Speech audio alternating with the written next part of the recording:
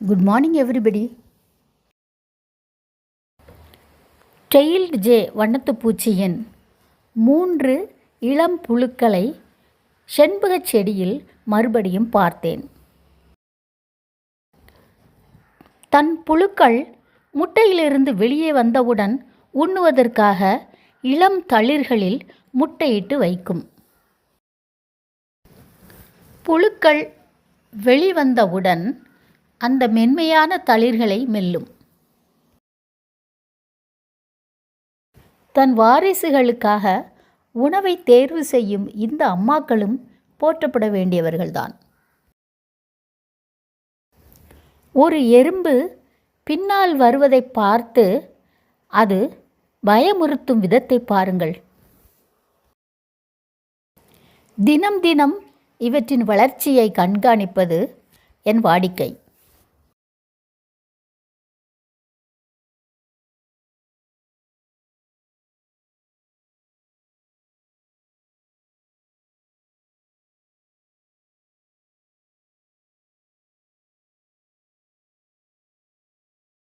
இது 3வது கேட்டர்பில்லர்.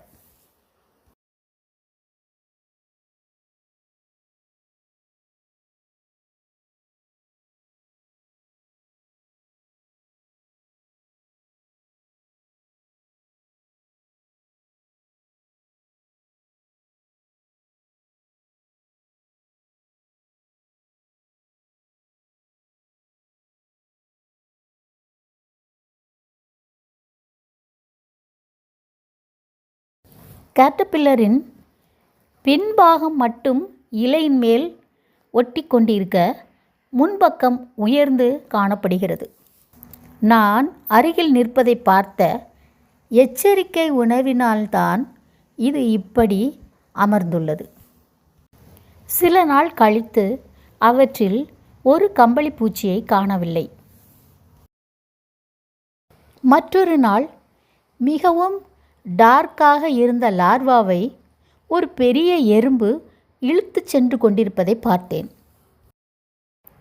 அந்த புழுவை காப்பாற்ற எண்ணி எறும்பை தட்டிவிட்டேன். எறும்பு விலகிவிட்டது. ஆனால் புழு ஏற்கனவே இறந்து விட்டிருந்தது.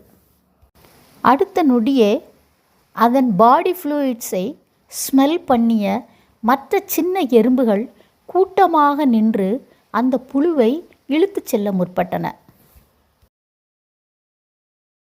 தட்டி விடப்பட்ட எறும்பு என்ன ஆனது என்று பார்க்க தேடினேன்.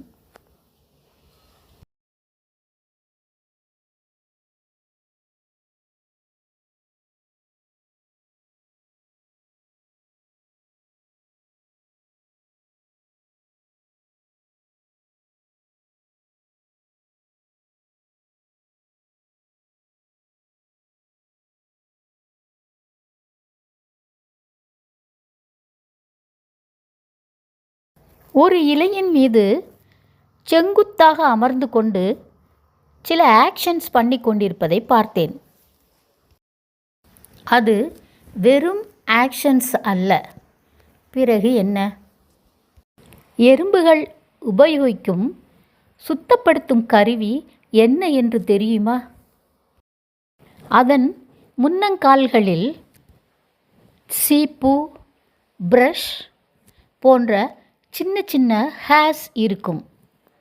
அதை வைத்துதான் தன் ஆண்டனாவை, அதாவது உணர் இழைகளை சுத்தப்படுத்துகிறது. தன் நீண்ட ஆண்டனாவை இந்த ஹேர்ஸ் வழியே இழுக்கிறது. பிரிசில்ஸ், கோம்பு இரண்டும் பெரிய துகள்களை ரிமூவ் பண்ணும். சிறிய துகள்களை பிரஷ் போன்ற ஹேர்ஸ் ரிமூவ் பண்ணும்.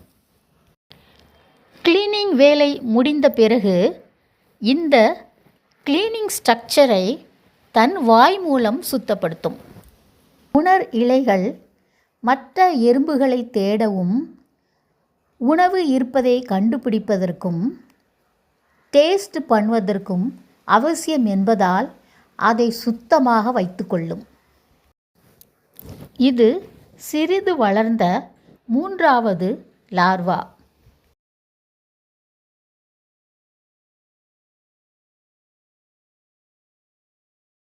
3 புழுக்கள் வெளிவந்தும் ஒன்று கூட வண்ணத்துப் பூச்சியாக மாறவில்லை.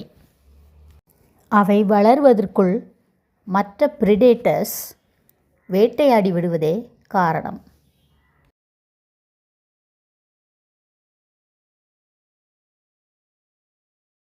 இயற்கை அதன் போக்கில் இயங்கிக் கொண்டிருக்கிறது. Thank you for watching.